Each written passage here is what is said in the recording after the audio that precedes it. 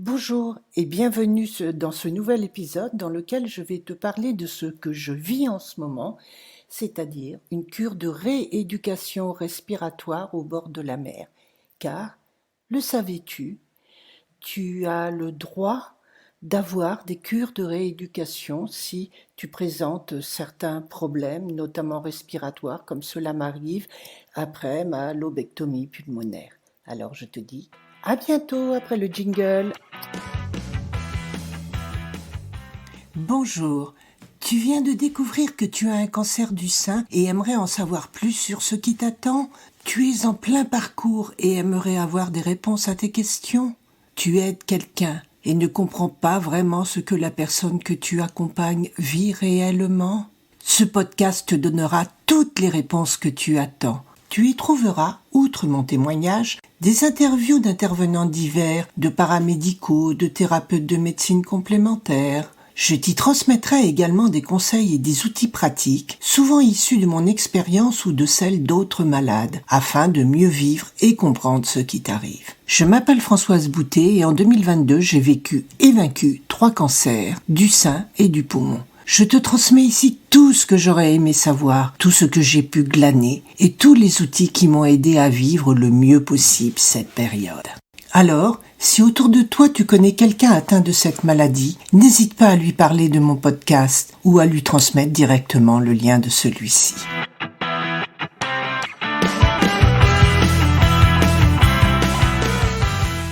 Les oncologues abordent rarement après nous la période de l'après-cancer.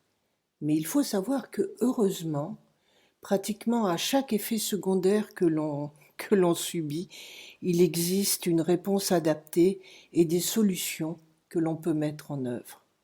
Mais pour ça, il faut absolument en parler et ne pas attendre en disant « Ah, j'ai mal, ah, ça va se passer, ah, pauvre de moi ». Justement, à ce sujet, j'avais parlé au pneumologue que j'ai actuellement de la douleur récurrente que j'ai au niveau des côtes, au niveau du diaphragme, juste sous les seins et qui me fait parfois cruellement souffrir.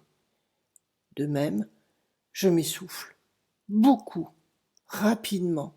Il me suffit de monter et descendre une volée d'escalier pour que je sois déjà en train de halter. Ce qui inquiète beaucoup mon mari, mais moi, bon, pareil, je disais, c'est pas grave. Et mon mari m'a dit justement d'en parler au pneumologue. Et là, il m'a dit, vous savez qu'il existe des cures de rééducation respiratoire? Et à mon avis, cela vous ferait énormément de bien. Sur ce, il m'a proposé 2 options. L'une étant d'aller tous les jours à un centre de rééducation relativement proche de chez moi, tout en sachant que, en plus des exercices qui allaient m'être proposés, j'aurais entre 3/4 d'heure et 1 heure de route pour y aller et pour y revenir. Et j'ai déjà donné pendant ma radiothérapie. Et je peux vous assurer que je ne veux absolument pas revivre cela. Donc, j'ai choisi la 2e option, qui était de passer pratiquement 1 mois en cure de rééducation dans un centre de la Croix-Rouge à La Rochelle. J'en ai parlé à mon mari, évidemment, avant de prendre une décision, et il m'a dit « Vas-y, fonce, ça te fera du bien ». Et je dois dire que j'y suis depuis 15 jours et que c'est réellement très, très bien. Alors, je ne regrette absolument pas mon choix, parce que ici, je suis en train de me refaire une santé, je suis en train de vraiment reprendre de bonnes habitudes et surtout de me nettoyer la tête de tout ce que j'ai vécu depuis plus d'1 an et demi. Là, je me retrouve à la fois aidée sur le plan physique parce qu'il y a une équipe qui est vraiment géniale, qui répond à tous nos besoins, qui nous aide à avancer dans la limite de nos possibilités, et je fais partie des personnes les plus valides du service. Et aussi au niveau émotionnel, parce que j'avais vraiment besoin de poser tout ce que j'avais vécu pour mieux m'en débarrasser par la suite. J'ai été reçue et entendue par de nombreux professionnels, et à tous, lorsqu'ils me demandaient « Pourquoi êtes-vous ici? Qu'est-ce que vous attendez du centre ?» Je leur répondais systématiquement des vacances. Et à leurs yeux étonnés, je disais non, pas des vacances avec une plage et un parasol, mais des vacances pour me permettre de renaître à la vie. Et en fait, depuis ces 15 jours, je me sens vraiment comme une chenille dans son cocon, parce qu'ici je suis totalement coucounée, et qui est en train de se métamorphoser en chrysalide, de laisser de côté tout ce tout ce qui lui a pesé, tout ce dont elle doit se débarrasser pour renaître à la vie sous une autre forme. Et en parlant de cocon, ici, tout est fait pour nous aider, comme je le disais.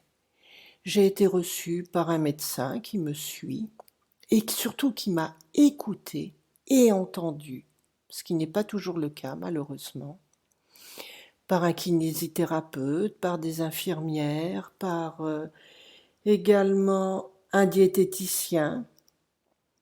Bref, je suis vraiment très bien entourée. Et tout ce petit monde m'a mis au travail, parce que je dois dire que je n'étais absolument pas une fan d'exercice physique. Évidemment, au fil des ans, j'ai testé plusieurs activités, que ce soit les arts martiaux, que ce soit la gym, que ce soit le yoga, que ce soit enfin plein de choses, mais sans vraiment avoir cette énergie, cette étincelle qui fait qu'on y va, mais avec le plaisir, avec l'entrain, parce qu'on aime le sport. J'y allais surtout parce que les copines y allaient et que on avait un effet d'entraînement des unes les autres et puis qu'on savait que il fallait quand même se bouger. Surtout si, comme moi, on était assises, le cul dans un fauteuil, devant un ordinateur, toute la journée. Et puis parfois, en prime, 2 heures de trajet par jour. Donc toujours dans un fauteuil, mais de voiture cette fois. Et là, je me retrouve vraiment à faire de l'exercice physique, adapté, puisqu'il est évidemment centré sur la respiration.